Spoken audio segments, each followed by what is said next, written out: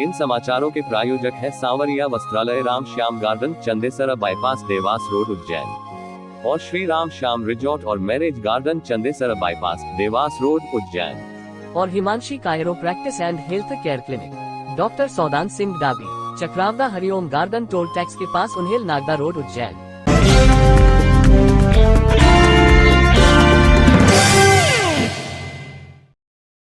आप देख रहे हैं दिव्य उज्जैन न्यूज। महाशिवरात्रि महापर्व पर विश्व प्रसिद्ध श्री महाकालेश्वर ज्योतिर्लिंग मंदिर में पुणे के डॉक्टर सागर, डॉक्टर साधना कोलते परिवार द्वारा शिव नवरात्रि में 9 दिनों तक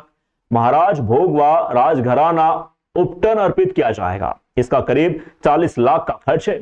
महाशिवरात्रि के प्रथम दिन महाराज भोग तथा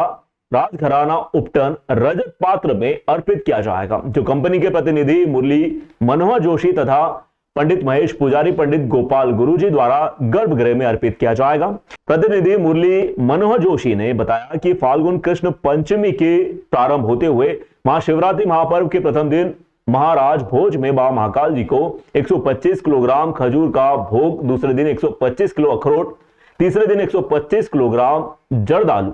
चौथे दिन 125 किलोग्राम पुरंदरी अंजीर, पांचवें दिन 125 किलोग्राम किशमिश, छठे दिन 125 किलोग्राम सांगली के काला बेदाना, सातवें दिन 125 किलोग्राम W180 काजू, आठवें दिन 125 किलोग्राम पिस्ता तथा 9वें दिन 125 किलोग्राम मामरा बादाम का भोग लगाया जाएगा। वहीं चांदी के थाल पात्र में राजघराना उपटन के साथ 50 किलो हल्दी भी बाबा को दूल्हा स्वरूप में लगाने हेतु अर्पित की जाएगी। महाशिवरात्रि के 10 दिन के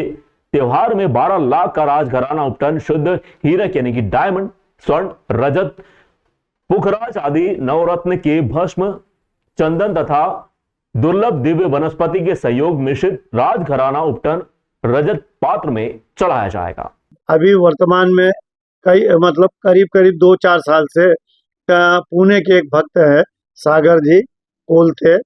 उनकी ओर से भगवान की नवरात्रि में 9 दिन अलग अलग प्रकार से भगवान का मेवे का, कभी ये तो ड्राई फ्रूट जो होता है, कभी बादाम है, पिस्ता है, अखरोट है, इस प्रकार के जो भी ड्राई फ्रूट होते हैं वो 1.25 क्विंटल के लगभग प्रतिदिन भगवान का शाम को जो आरती होती है उसके पश्चात भगवान का भोग करते हैं। और वो भोग उनके ही जिसके माध्यम से यहाँ ये भोग लगाया जाता है, उन्हीं के माध्यम से भोग भी बांटा जाता है। और भगवान का भोग और अन्य समय में भी उनकी ओर से कभी फल का तो कभी किसी अन्य वस्तु का महाकाल को भोग लगाने का उनका भाव है, और वो उस भाव से यहाँ सेवा देते हैं। और ये सेवा भी मंदिर प्रबंध समिति के माध्यम से और हमारे यहाँ के मुरली मनोहर जी जोशी जो उनके